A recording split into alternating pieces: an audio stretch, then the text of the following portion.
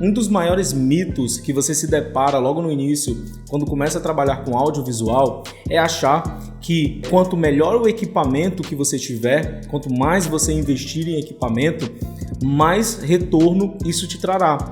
Basicamente, trará os melhores clientes ou mais clientes. Cara, sinto te informar, mas isso não é verdade. A relação não é que você vai ter melhores equipamentos, você vai atrair mais clientes. E sim que você já gerou tanto valor ao teu cliente com o material que você tem hoje, que ele te indica ou gera mais trabalho para você. E esses fatores somados te fazem a necessidade de você comprar mais equipamentos, seja por questão de melhoria do conteúdo, ou seja por conta de uma segurança a mais com novas atualizações, com novas specs. E como eu falei no segundo ponto, investir em equipamento te traz sim segurança, mas desde que você tenha trabalho para poder operá-los, né? E vamos lá, vamos falar sobre 3 pontos que eu considero essenciais para você pensar quando for de fato fazer um investimento em equipamentos. O primeiro ponto é definir seus objetivos. O que você tem que ter em mente é o seguinte: o que eu quero alcançar com esse meu investimento? Será que o que você tem anteriormente já não te proporcionava aquilo? Vou te dar um exemplo. Imagina que você trabalha com casamento, com fotografia ou vídeo de casamento. A regra vai servir para ambos. E você já tem um material base, um material de entrada. Você ainda não alcançou um novo público, então você continua produzindo o mesmo material. Será que de fato, para produzir um material diferente e alcançar um novo público, você precisa fazer antes esse investimento? Eu vou te falar que não necessariamente. Por muitas vezes, o que você precisa é ir atrás de conhecimento para entender qual a melhor forma de extrair o melhor material daquele equipamento que você tem. Certifique-se de que você já extraiu tudo que tinha que extrair. Aí sim, você parte para um novo investimento. Até porque eu tenho certeza que se você extrair o melhor do teu equipamento, você com certeza vai alcançar um novo nível de cliente, né? Você vai já estar em um outro patamar. Então, nada mais justo do que o teu equipamento também andar junto contigo. Mas vamos lá, vamos agora para o segundo ponto. Vamos considerar então que você já definiu a sua faixa de trabalho, você já extraiu o máximo do seu equipamento e você está decidido a fazer esse investimento. O que a gente precisa entender agora é o seguinte: vamos atrás do melhor custo-benefício para esse investimento. E é importante aqui, pessoal, a gente separar o PF da PJ, a pessoa física da pessoa jurídica, tá? Não é porque você tem dinheiro disponível como pessoa física, e nesse caso aqui, só dando uma ressalva, pessoal, que a gente está falando não do primeiro estágio. No primeiro estágio, claro, você vai fazer aquilo que tiver no teu alcance para comprar o material básico, como por exemplo uma câmera, lente. Porém, no segundo estágio não, porque o segundo estágio ele serve como um indicador. A segunda rodada de investimentos em equipamentos, ela serve como um indicador de que o que você está fazendo gera valor para outras pessoas. Se dentro daquele primeiro kit, da primeira rodada de investimentos, você não conseguiu gerar valor para as pessoas, existe alguma coisa errada aí no teu cálculo. Talvez você não tenha conhecimento suficiente para gerar algo interessante, talvez te falta alguma outra coisa que não o equipamento. Existe um termo que a gente chama de soft skills. Talvez te falte um pouco dessa soft skill, um pouco sobre atendimento, um pouco sobre marketing, um pouco de conhecimento sobre vendas. Talvez seja mais interessante você atuar nessa área que por muitas vezes nós, como aficionados por tecnologias, principalmente referente ao audiovisual, nós acabamos deixando de lado. Nós esquecemos que existe isso também, que você também vai atender o teu cliente, que você precisa entender da área jurídica, que você precisa entender do financeiro. Então, o segundo estágio, a segunda rodada de investimentos, ela serve justamente que ela deve ser feita justamente com o dinheiro da PJ, porque ela serve como indicador se de fato é o momento certo para você fazer essa segunda rodada e investir em equipamentos.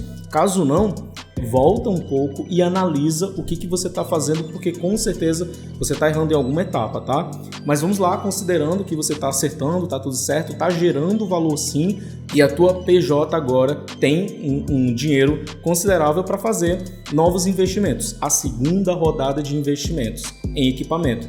Aí sim, você vai vender a sua rodada anterior de equipamentos, ou você pode manter também, por exemplo, se você só tem uma câmera, de repente é mais interessante você manter essa primeira, até para você ter um backup quando for fazer um evento. Mas vamos lá, vamos esquecer tudo isso e vamos colocar que sim, você passou por todas essas etapas.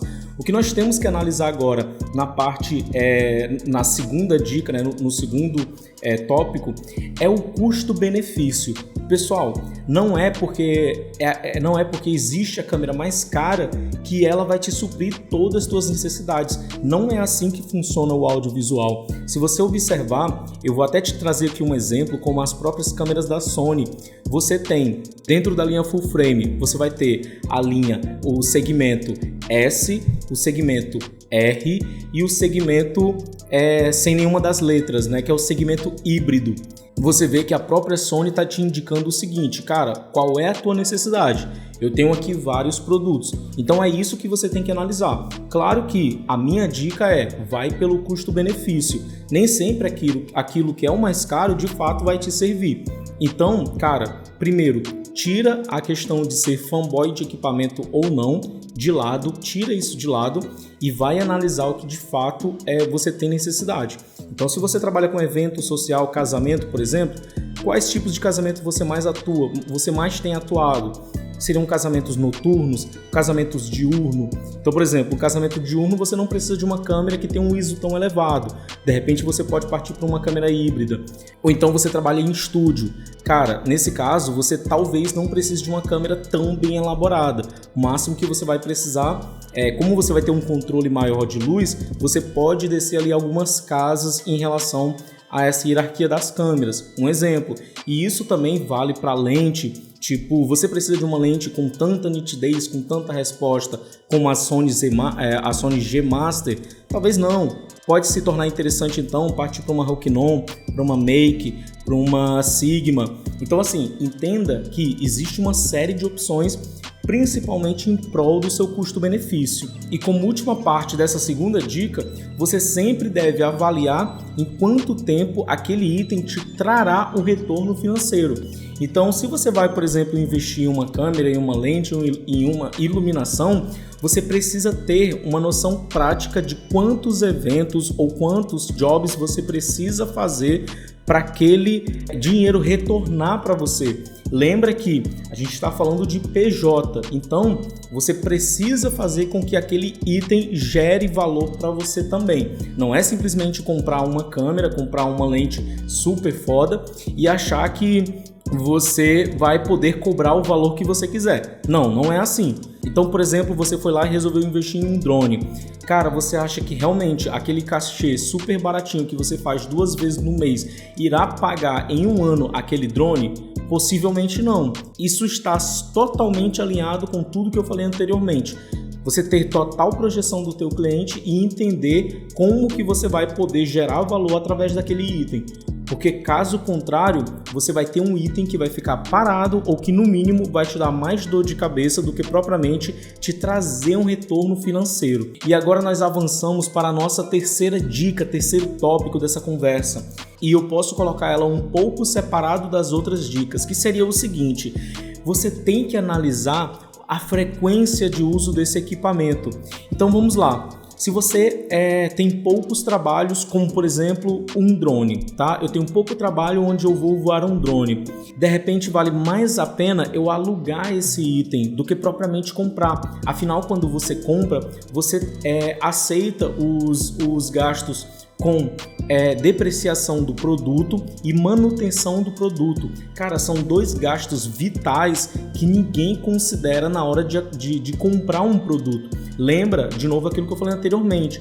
Quando você compra um item para pessoa física, você não analisa depreciação e manutenção. Claro que, salvo em alguns detalhes, como por exemplo, quando você vai comprar uma moto, porque você sabe que em algum momento você vai querer vender, ou quando você vai comprar um carro ou uma casa. Mas, por exemplo, quando você compra um PlayStation 5, você não está avaliando a depreciação daquele produto, você não está avaliando a manutenção daquele produto, você realmente quer curtir aquele produto. E, cara, isso não deve ser assim com o equipamento audiovisual. Muito pelo contrário, você deve ter noção plena de que se você vai fazer um evento, você tem que saber calcular a depreciação daquele produto. Até porque você pode simplesmente chegar em algum evento onde aquele equipamento pode ser destruído por N motivos, N fatores, e você precisa ter dinheiro para investir naquele equipamento novamente. Então vamos lá, se você tem uma câmera, um equipamento de X, cara, você precisa pelo menos separar algo em torno de 5 a 10% mensal daquele valor, daquele item, que claro, você vai tirar esse valor dos seus jobs, mas você precisa separar mensalmente pelo menos de 5 a 10% do valor total daquele item, justamente com o intuito de que se em algum momento você perder, for roubado, esse equipamento sofrer um dano, você vai ter dinheiro para repor aquele equipamento. Vamos supor que em um cálculo simples você coloque 10% daquele item. Em 10 eventos você já paga a peça de reposição ou a reposição desse próprio item. Ou de repente você coloca em 5%, porque por exemplo, se a gente vai falando de uma câmera de 20 mil, você está considerando cobrar 2 mil a mais. Tá vendo como entra justamente aquilo que eu falei anteriormente? Não é porque a câmera é a mais cara que ela vai te trazer os clientes mais caros. Muito pelo contrário, às vezes você tem uma câmera de 20 mil e você não pode cobrar 10% de depreciação do seu produto. Você não pode começar o orçamento do teu cliente com 2 mil, porque você sabe que o teu cliente não vai pagar isso. Pessoal, para você que ficou até o final desse vídeo, primeiro de tudo, já deixa o teu curtir aqui embaixo. Isso é importante demais aqui pro canal. Mas além disso eu te trago a dica bônus, a melhor dica de todas, que é não caia em hype de equipamento. Eu sei que por diversas vezes você vai ficar olhando aí no YouTube canais famosos apresentando review de alguns equipamentos que acabaram de lançar em algum lugar do mundo. Mas por favor, não caia no hype de comprar esses produtos. As empresas hoje elas estão focadas em apelo de marketing. A maior parte do produto dessas empresas são desenhados de forma a gerar um apelo comercial. Eu vou fazer um outro vídeo falando sobre isso, mas pode observar, a maior parte das empresas hoje elas trabalham de modo a fazer com que você sinta uma maior necessidade extrema daquele produto, seja através das specs super mirabolantes, que muitas vezes você não vai ter a mínima necessidade, ou seja através do design do produto. Sim, o design do produto atualmente não é à toa, cara. Ele é desenhado para ser chamativo, para fazer exatamente o que a Apple faz com o iPhone. Então assim, não se sinta mal se de repente você não tem aquele produto que o youtuber foda tá indicando. Se você só pode começar com outro produto ou a sua necessidade, um outro produto cobre essas necessidades, vai nele sem pensar duas vezes. Não é porque tá todo mundo falando da Sony que você necessariamente precisa ir para a Sony, precisa comprar as câmeras ou precisa ter uma Sony G Master. Não necessariamente isso. Claro que algumas ressalvas, eu deixo claro aqui o seguinte, imagina que você está trabalhando como freelancer, né? Que boa parte do seu trabalho é freelancer. Então se você está em uma área onde todo mundo, onde todas as pessoas para a qual você trabalha está usando Sony, faz sentido sim você investir numa Sony, uma câmera hypada, mas faz total sentido, porque você vai estar em sinergia com as pessoas que você trabalha. Porém, caso não, por exemplo, você é um dono de uma equipe, vai naquilo que realmente cobre as tuas necessidades. Não vai pelo hype, é perda de dinheiro. Você ir pelo hype, por vezes você vai se ver com um produto parado na sua estante simplesmente porque você comprou pela emoção e não pela razão. Se você concorda com tudo que eu falei ou não, deixa aqui nos comentários, curte esse vídeo, compartilha. Acredito seriamente que te vejo no próximo vídeo e até lá!